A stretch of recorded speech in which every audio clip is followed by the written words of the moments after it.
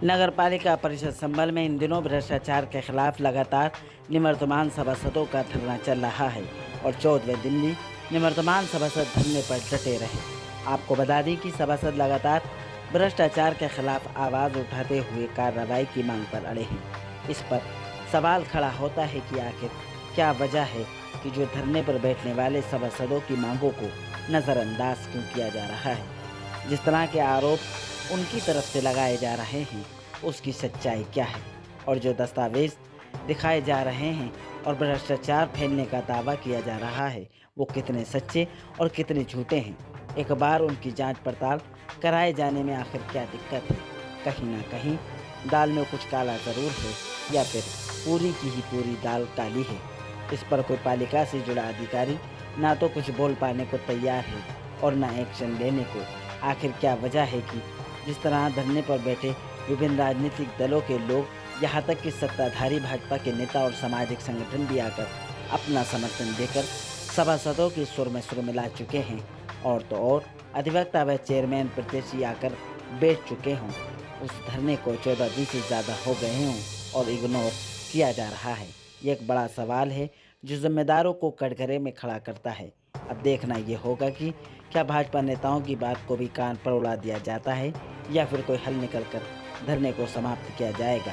बुधवार को धरना स्थल पर भाजपा नेता संजय सांखदर के बाद अब एक और भाजपा के वरिष्ठ नेता पूर्व विधानसभा प्रत्याशी डॉक्टर अरविंद गुप्ता ने धरना स्थल पर पहुंचकर सभासदों से बात करते हुए आश्वासन दिया कि वे प्रभारी मंत्री के सामने समस्या रखेंगे और धरने के संबंध में आला अफसरान से भी वार्ता करेंगे। कई दिन से मैं सोच रहा था यहाँ पर आने की कि 14 दिन से क्या ऐसी वजह है कि जो सभासद लोग यहाँ पर हमारे धरने पर बैठे हुए हैं, चुने हुए जनप्रतिनिधि हैं और एक अच्छे खासे वर्ग को प्रतिनिधित्व करते हैं ये, तो उनको क्यों ऐसी ज़रूरत पड़ी है कि वो धरने पर बैठे हैं।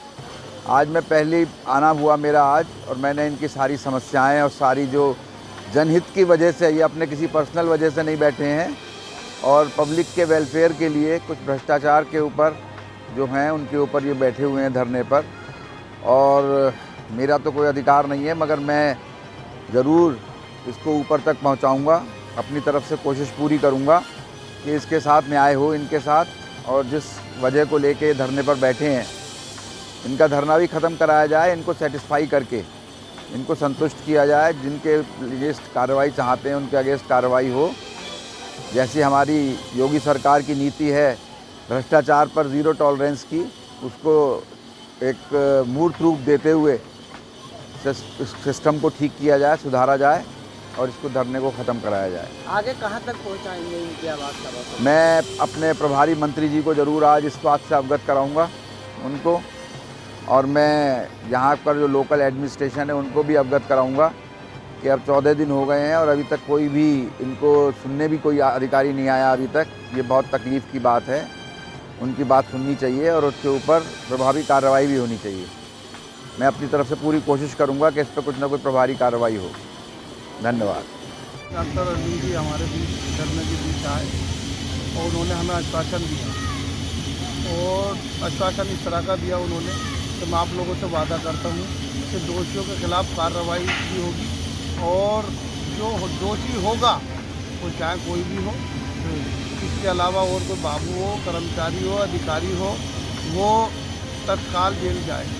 ये वो हमसे वादा करके गए। उनके प्रभारी मंत्री जी आ रहे हैं, उन्हें अवगत कराएंगे, उनसे बात करेंगे, हो सकता है वो हमसे धरने पे मिलेंगे। और दूसरी बात यह है कि इसका जो मामला है धरना प्रदर्शन का, आज 14वां दिन हो गया। अधिकारियों को ये सोचना चाहिए कि 14 दिन धरना प्रदर्शन होते हुए हो गए, अभी तक कोई भी अधिकारी धरना प्रदर्शनकारियों से मिलने नहीं आया। बड़ी इसकी बात है ये। और फिर विभागीय बात यह है कि हमारे प्रशासक महोदय जो हैं, एडीएम साहब हैं, उन्हें सोच लेना चाहिए था। हमारे यो साहब रोज आते हैं पालिका, इधर नहीं देखते, कम से कम उन्हें ये देख लेना चाहिए था कि हाँ ये लोग बैठे हुए हैं, अब उनसे पूछा जाता है। उनका एक बयान और आया था, एक बयान उनका और आया था एडीएम साहब का कि दोषी बाबू का पटल बदल दिया गया है। अब आप ये देखिए कि पटल बदलने वो उसे इनका काम कर दिया गया है। अब वो बयान इन्होंने 27/2 में उसका पटल बदला, पटल परिवर्तन करा, उसके बाद हमने इन्हें कहा कि हम धरना प्रदर्शन करेंगे, अगर आप इसका पटल बदलते हो तो इसे सस्पेंड करिएगा। उन्होंने सस्पेंड नहीं करा, पटल बदला। उस पर अधिकारी झूठ बोल रहा है, बोले उनका काम हो चुका है, जबकि काम अगर हुआ है तो पटल परिवर्तन हुआ, सस्पेंड का करा उसको। और उन्होंने जो पटल परिवर्तन करा है 27/2/2023 को करा है। हमने धरना प्रदर्शन 2/3/2023 को धरना प्रदर्शन शुरू करा हमने, तो हमने तो 4 दिन बाद उसकी धरना प्रदर्शन शुरू करा। और वो बयान अब दे रहा है मतलब 12 तारीख में एडीएम साहब ये कह रहे हैं कि हमने सभासदों की मांग मान ली है।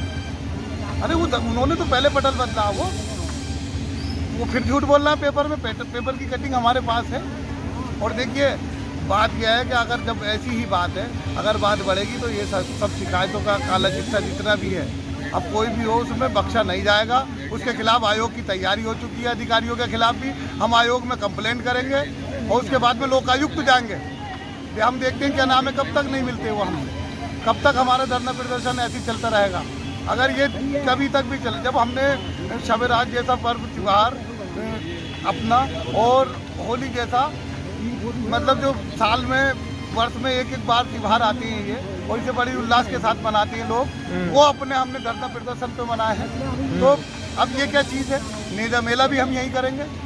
जब तक हमारी समस्या का समाधान नहीं हो जाता तब तक हम धरना प्रदर्शन नहीं खत्म करेंगे। और दोषियों के खिलाफ हम कार्रवाई चाहते हैं। हमारी किसी से व्यक्तिगत दुश्मनी नहीं है। हम ये 4 साल की लड़ाई लड़ रहे हैं, कोई हमने आज शुरू नहीं की है कि साहब किसी बात को ले गई। और रही बात उसकी, ये लोगों के दिमाग में जो गलत फहमी है, कुछ लोग भड़का रहा है कि सभासद ऐसी लड़ाई लड़ रहा है, वैसी लड़ रहा है। और एक बाबू का नाम लेती, ऐसा है बाबू एक मछली है, छोटी मछली है बाबू, उसके साथ साथ तो बहुत मछली फंसेंगी, लेकिन वो तो सस्पेंड हो पहले। अगर किसी के दिमाग में ये गलत फहमी हो कि वो एक ही बाबू के चंचल कुमार के पीछे नहीं है, दोषी जितने हैं उसमें हम सबके पीछे हैं।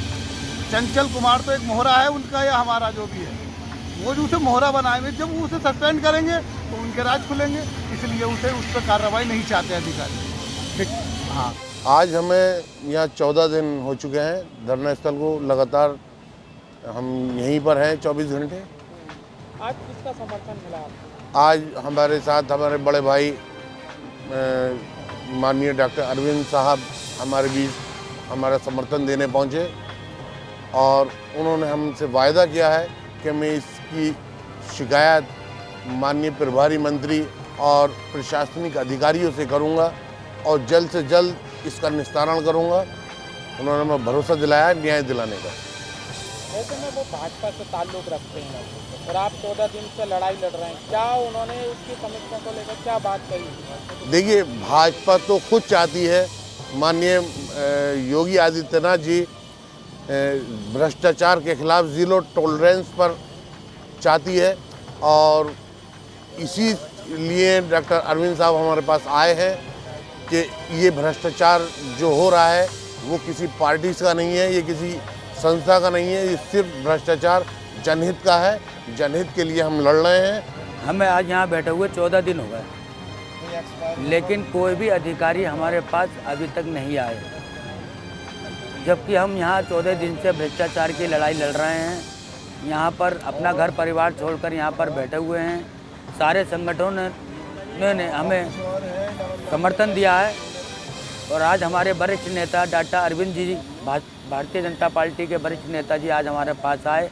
आज उन्होंने हमारा समर्थन किया और उन्होंने हमारी भ्रष्टाचार की लड़ाई को सही बताया और कहा कि ये सत्य है कि आप जनहित की लड़ाई लड़ रहे हैं, आप कोई वैसी लड़ाई नहीं लड़ रहे हैं।